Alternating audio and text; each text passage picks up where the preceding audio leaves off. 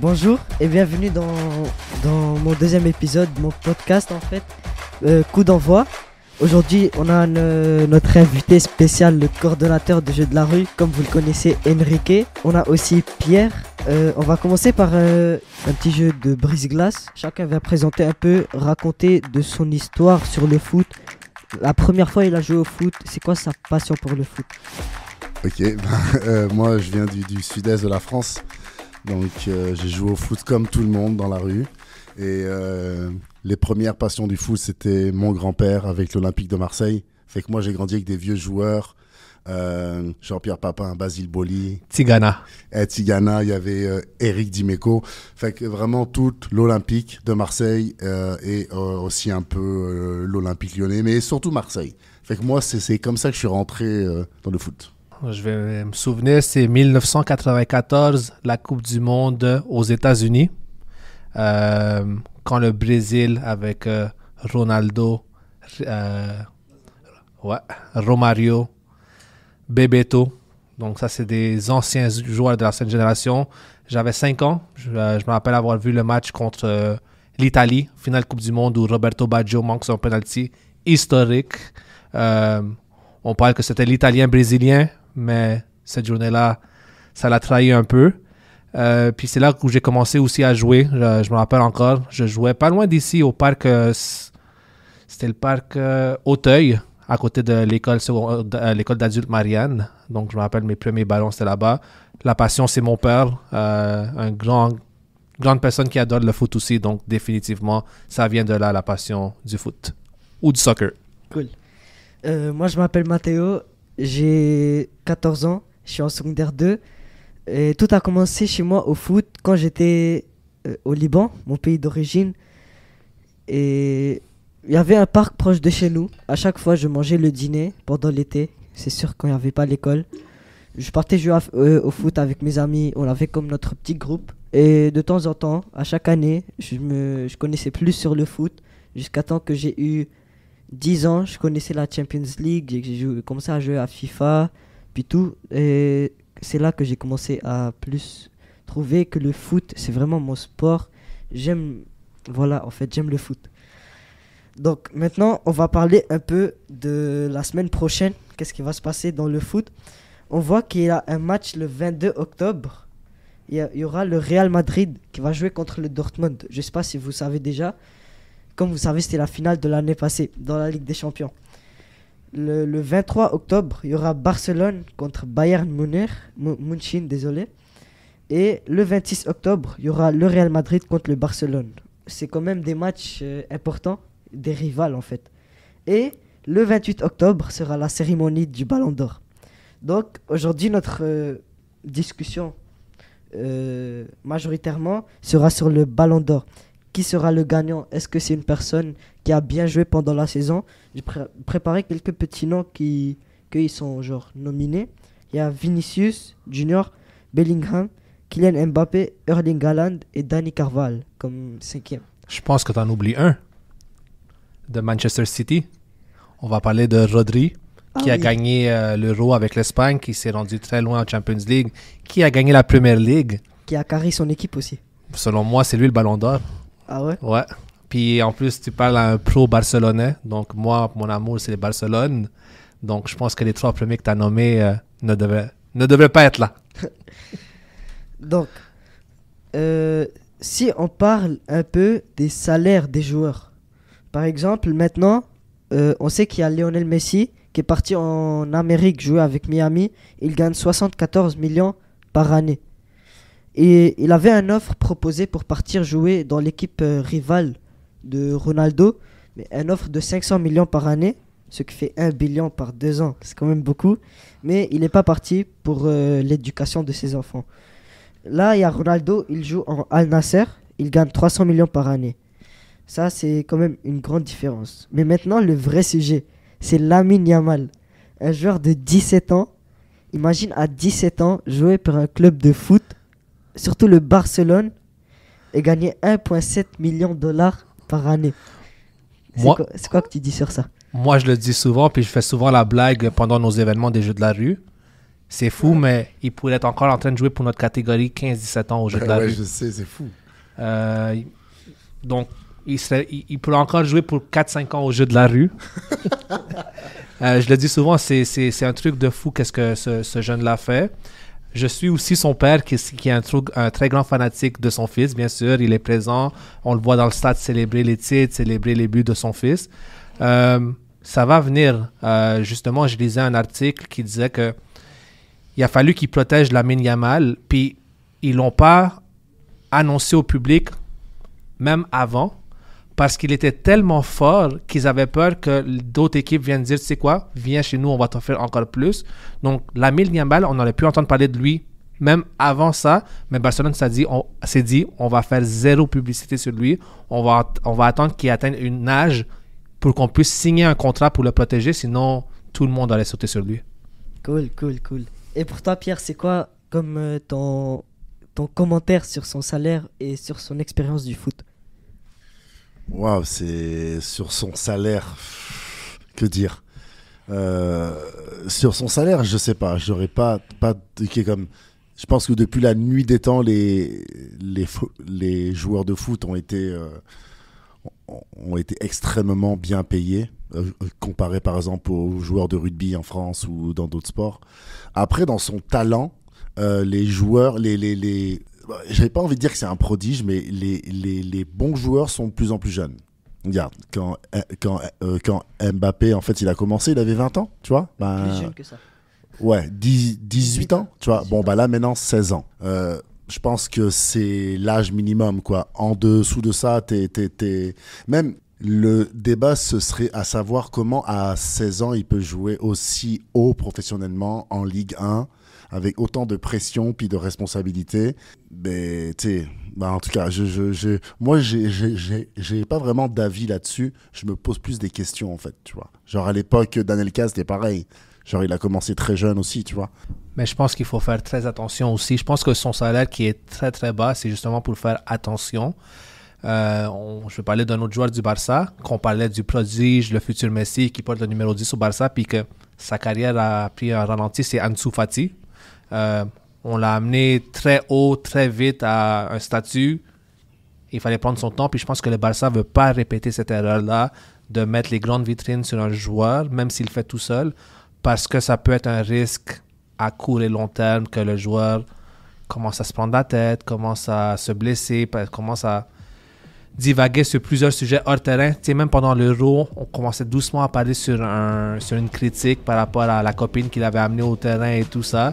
Donc, tu sais, on veut vraiment le protéger. Puis, je le vois aller un peu dans les vidéos, c'est que quand il traverse des fans, il met ses écouteurs parce qu'on veut le protéger de tout le bruit extérieur qui peut amener peut-être une mauvaise influence à sa carrière.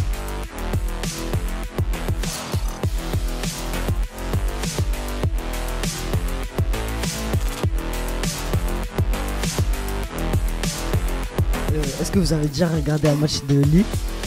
Oui, bien sûr, je suis fan.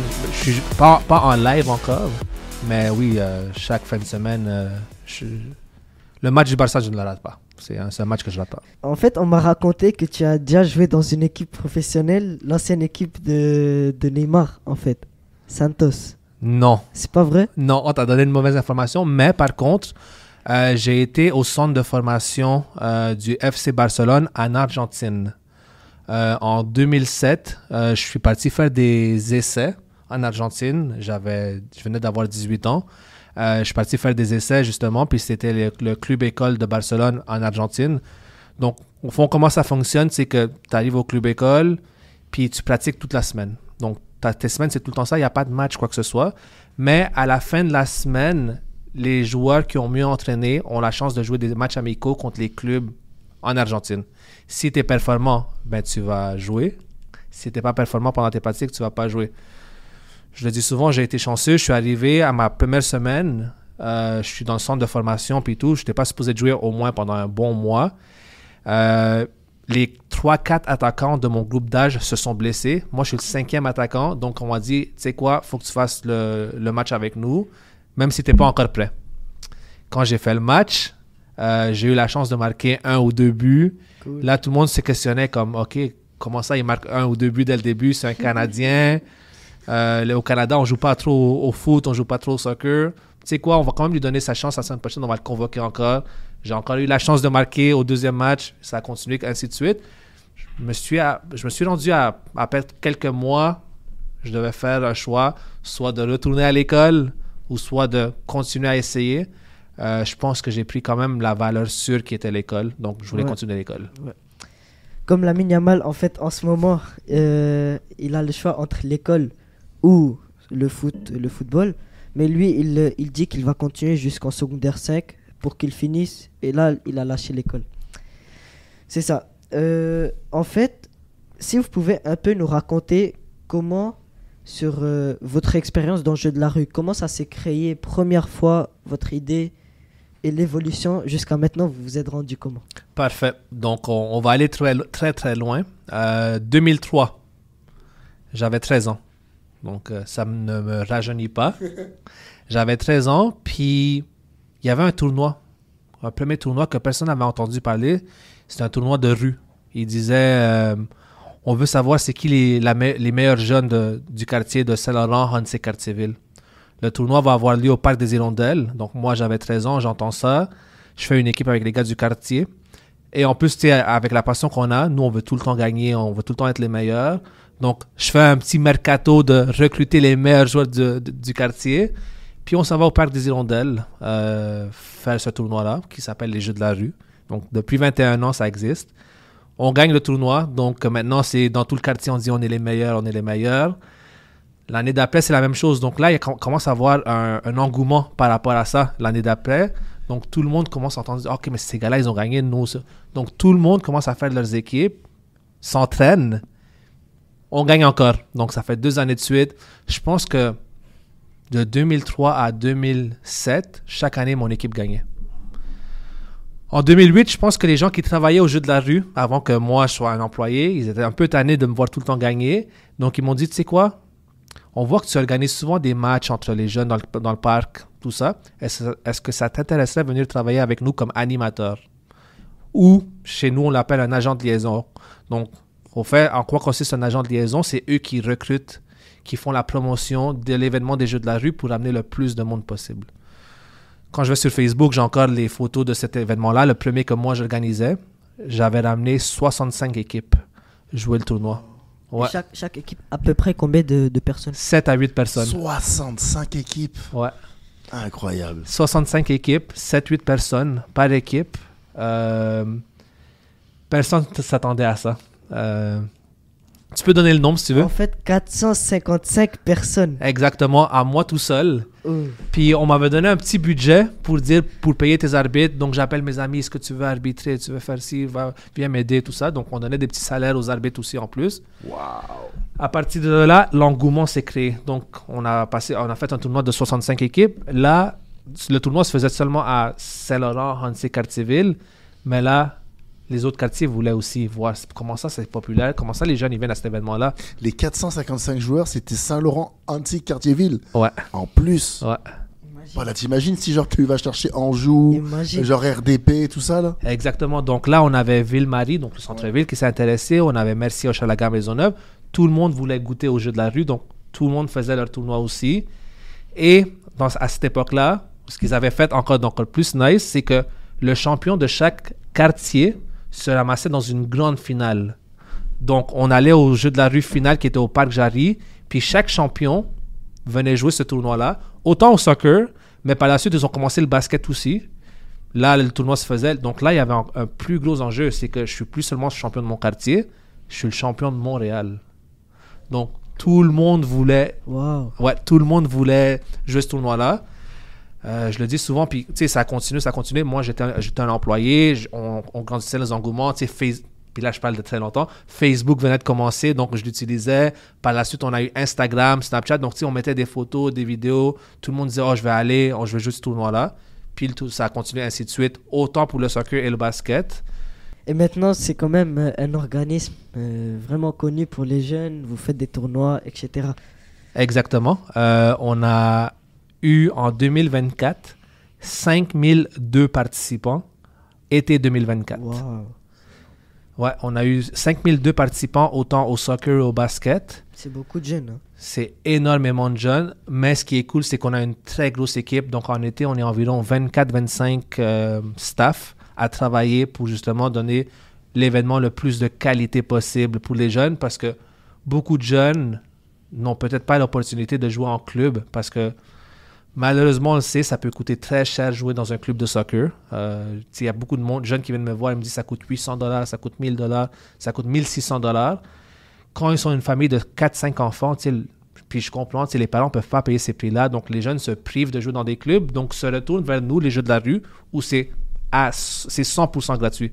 Donc, cool. Que tu sois très riche ou que tu n'aies pas les moyens, ben on donne l'opportunité à tout le monde, donc tout le monde joue contre tout le monde, puis ça donne cette envie-là de jouer.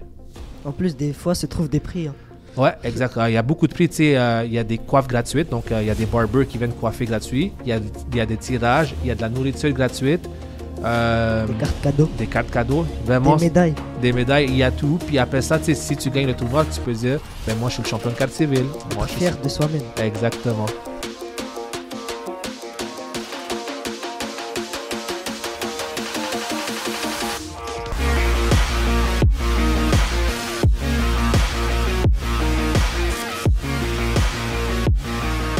L'influence des réseaux sociaux ça peut amener peu importe sur qui, sur les jeunes de nos jours, des joueurs, les professionnels par exemple, on voit Ronaldo il met une story, moi en ce moment je me pratique, les jeunes ils partent, ils regardent des vidéos, ils disent regarde Ronaldo comment il fait, moi je veux toujours devenir comme lui, tout ça c'est à l'aide des réseaux sociaux. C'est quoi votre comme point sur ce que les joueurs font sur les réseaux sociaux? Je ne sais pas si vous avez vu, il y a eu un petit scandale la semaine passée du côté du FC Barcelone. Ils ont engagé le nouveau gardien polonais, Szczęsny. Szczęsny. C'est très compliqué à prononcer son nom. Puis il a dit ouvertement que lui, il fumait. Oui, c'est vrai. J'ai vu la photo. Il a dit ouvertement, puis il a été fortement critiqué parce que justement, tous ces gens-là, une fois que tu es des côtés des médias, que tu as à un niveau professionnel, tout le monde te regarde. Tout le monde te regarde. Donc, justement, je pense que ça a été une erreur de son côté de le prononcer parce qu'il y a beaucoup de jeunes qui disent « Moi, je veux être Szczęsny un jour. Moi, je veux être cet athlète-là. » Donc, tu vois, pendant que les Ronaldo, les Messi, les Neymar, les Mbappé font de la promotion positive pour justement encourager tout type de comportement, mais tu as quelqu'un qui vient faire ce genre de commentaires, ça peut être très négatif et mal perçu. Donc, tu sais, un jeune qui dit « Ah, mais si lui, il joue et il fume, mais moi aussi, ça se peut que je puisse faire la même chose. » Donc, ça crée un mauvais impact. Donc, non, c'est très important que les joueurs professionnels gardent cette image-là de professionnalisme, surtout parce qu'ils ont une jeunesse qui les suit. Puis, je vais me prolonger un peu sur les jeux de la rue. On a une page Instagram d'environ 7000 followers maintenant. Oui, c'est beaucoup. Donc, on essaie de passer des mots, des messages positifs. On veut éviter les messages négatifs parce qu'il y a beaucoup de monde qui suit, puis on ne veut pas entraîner cette mauvaise pensée. On veut amener une pensée positive que les jeunes pensent. Et j'ai eu la chance justement d'amener Mohamed Farsi, qui joue à Columbus Crew en MLS, qui joue pour l'équipe nationale algérienne. Il nous a fait une vidéo d'encouragement justement, puis on va aussi avoir d'autres athlètes qui vont nous faire ce genre de vidéo parce que, comme tu l'as dit, c'est très important les médias et les réseaux sociaux. En plus, j'ai vu que sur la page de Jeux de la rue, ils amènent, j'ai vu le gardien du CF Montréal qui signait des chandails et des souliers. Et toi, Pierre, c'est quoi ton point sur les réseaux sociaux? Waouh, très important. Bah écoute, je suis 100% d'accord avec Enrique sur ce qu'il dit sur l'image que les professionnels doivent renvoyer là. Mais les réseaux sociaux, c'est un fabuleux outil pour faire la promotion d'activités, de messages et de choses comme ça. Nous aussi, à la Maison des Jeunes, maintenant, on fait de plus en plus de vidéos. Donc, c'est très important. Puis, les jeunes comme toi, là, ils sont nés avec ça. Tu vois, c'est plus votre génération que la nôtre, là. Nous, on a appris à s'en servir, mais vous êtes nés dedans. T'sais.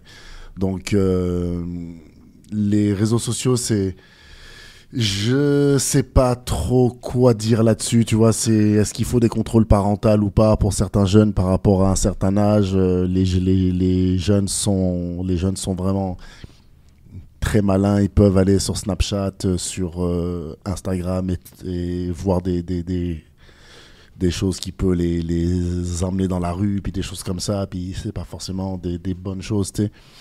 Je pense qu'il faut faire Moi, je pense que la solution, que ce soit dans le foot ou dans la vie ou dans la maison des jeunes, il faut faire de l'encadrement. Il faut en parler aux jeunes. Il faut juste en parler. Des réseaux sociaux, tu sais, et de la manière dont ils peuvent les utiliser, tu sais. Cool. Une petite question pour toi, Enrique. Car tu vois, tu es plus expérimenté que nous dans le foot. Pourquoi les jeunes de nos jours, on va dire, c'est le sport le plus popularisé? Pourquoi c'est le plus populaire? Oui. Les jeunes, ils aiment jouer à ça. Soit parce que c'est facile, pas besoin de beaucoup d'équipement. T'en as qu'à besoin d'un parc, des terrains, des amis, une petite équipe. C'est ça. Ben, tu l'as dit. C'est un des sports le plus simple à jouer. Que ce soit sur du ciment, que ce soit sur du gazon, que ce soit dans une cour d'école, que ce soit même chez toi, tu sais.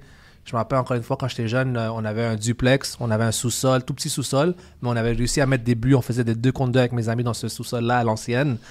Donc, tu sais, c'est un sport qui peut être pratiqué vraiment n'importe où.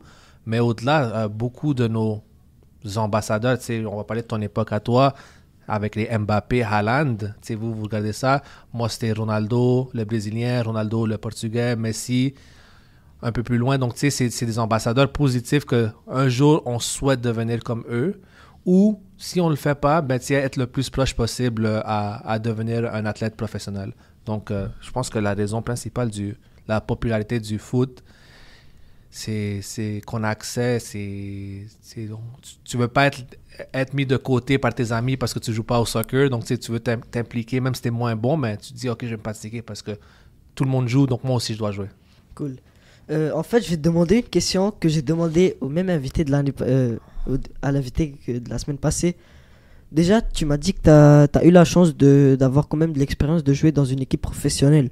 Est-ce qu'il y avait un joueur quand même un peu connu que tu as joué contre? Genre, disons, c'est quoi le joueur le plus connu? Ben, au fait, moi, j'ai joué en 2002. J'avais joué la Coupe des Nations Danone. C'est un tournoi qui est fait en France où il y a les équipes nationales qui viennent jouer. J'avais réussi à faire l'équipe nationale canadienne à ce moment-là, à l'âge de 13 ans. Puis il y avait Giovanni Dos Santos, le Mexicain, brésilien nationalisé mexicain, qui était dans le tournoi aussi. Il faisait partie du Barça et tout. Donc, il a joué avec le Barça, il a joué avec Messi et tout. Sinon, par la suite, j'étais présentement avec l'explosion de joueurs canadiens qu'il y a dans le monde. Donc, je vais parler de Momo Farsi, je vais parler de Moïse Bombito, cool. Je vais parler de Ismaël Koné. On les a vus au jeu de la rue. Ils jouaient au jeu de la rue il y a quelques années. Ils travaillaient au jeu de la rue. Puis là, maintenant, ils sont dans les grandes ligues. Donc, je n'ai pas joué contre eux, mais j'étais là à voir, les accompagner un petit peu dans leur cheminement aussi. Ils venaient participer à nos activités. Puis, des fois, je les envoie des messages, puis ils me répondent. Ils me disent « Ah ouais, j'ai vu qu'est-ce que tu as partagé. » et tout. Cool. Aujourd'hui, en ce moment, en 2024, quel est ton message pour tous les jeunes du quartier, de Montréal, du Québec, Canada, même tout le monde entier? C'est quoi ton message pour motiver les jeunes? Pas juste le foot. Le foot, c'est sûr, et tout dans la vie. Mon message est très simple. Restez occupé. Donc, essayez de trouver quoi faire. Donc, chacun, on a une passion, puis toutes les passions sont différentes. J'ai la chance de côtoyer du monde qui fait des podcasts. J'ai la chance de côtoyer du monde qui prend des photos comme Apollo, Panenka Football. Il y en a plein que je pourrais nommer. J'ai la chance de côtoyer des joueurs qui jouent pro ou qui vont devenir pro. Donc, et la raison, c'est parce qu'ils restent occupés. Donc, c'est très important de rester occupé. Oui, c'est cool d'avoir les réseaux sociaux. Je pense que c'est un très bon outil. Mais il faut sortir aussi des réseaux sociaux, aller profiter de l'espace qu'on a, aller profiter de la nature. Donc, restez occupé pour justement faire la passion que vous avez. Tu sais, ça peut être aussi simple. Puis, tu sais, j'ai un ami qui s'appelle Bilal, un très, très grand joueur de foot. Il a joué au niveau semi-pro au Québec.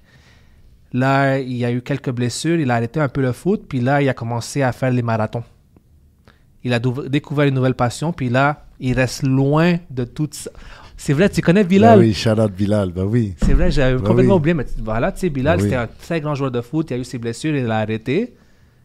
Puis son nom est venu, j'avais complètement oublié que tu le connaissais. Oui, bien sûr. Puis là, il court des marathons au complet. Il a développé une nouvelle passion à 27, 28 ans. Ça, c'est son âge environ. Ouais. Là, il fait des marathons complets. Mais tu sais, il y a plein de monde comme ça. Tu sais, il faut rester occupé, trouver votre passion. Une fois que vous l'avez trouvée, profitez-en, amusez-vous. Donc, restez occupé. C'est ça le message que je veux te dire. Bilal est tellement un passionné qu'il va courir même durant le ramadan. Ouais. Pour lui, même s'il jeûne, il va quand même courir. Puis il s'organise dans sa vie, puis la manière dont en fait il brise le jeûne et tout. Mais ouais, c'est un grand sportif. Donc justement, tu sais, pendant le ramadan, le jeûne, briser le jeûne, c'était à 8h. Ouais. Ben, il s'en allait courir de 5h30 à 7h45. Exact. Comme ça, à 7h45, il revenait, puis il n'avait pas mangé toute la journée. Il revenait à 7h45, préparait son lunch et tout. Boum, il mangeait. Un esprit... athlétique. Ouais, puis tu sais, fort, tu vois. Ouais. Genre, il se mind. Donc, en fait, on est Shout out Bilal. on est un peu proche vers la fin, mais parlons un peu du sujet de la semaine prochaine. En fait, oui, je vais plus aborder la semaine prochaine, vu que là, quand ça va venir le temps de faire, le gagnant du Ballon d'Or sera déjà nominé. Donc, on va vraiment plus aborder sur ça par rapport à mon invité. Est-ce que tu es d'accord avec ça? Est-ce il mérite ou pas? Pas comme les années précédentes, il y avait des joueurs, ils ne méritaient pas. Non, là je suis pas d'accord avec toi. Hein. Tous les ballons d'or des 20 dernières années, ils étaient extrêmement mérités. Je sais que c'était une course à deux. Une blague. Puis, selon moi, hein, puis ça, c'est pas mon côté fanatique, c'est mon côté analyste. Messi aurait dû être nominé cette année. Ah ouais? Ouais, il a gagné il a gagné la Copa América. En MLS, il fait du bon travail. Là, hier ou il y a quelques jours, il a planté 3 buts contre la Bolivie à ses 37-38 ans. Il est sûrement invité à la cérémonie, je pense. Seulement un invité d'honneur, mais selon moi, il devait être dans la liste des 10. Ouais, et en fait, voilà tout pour l'émission de cette soirée. Écoutez notre émission. Revenez la semaine prochaine, dans 2 semaines, même endroit, même heure, et merci beaucoup. Merci Enrique. Merci à vous. Allez, passez une bonne soirée tout le monde. Merci beaucoup. Shout out au jeu de la rue. Nos épisodes sont disponibles sur les plateformes Deezer et Spotify, ainsi que sur YouTube à MDJ BC Studio. Ces balados sont présentés par la Maison des Jeunes de Bordeaux-Cartierville.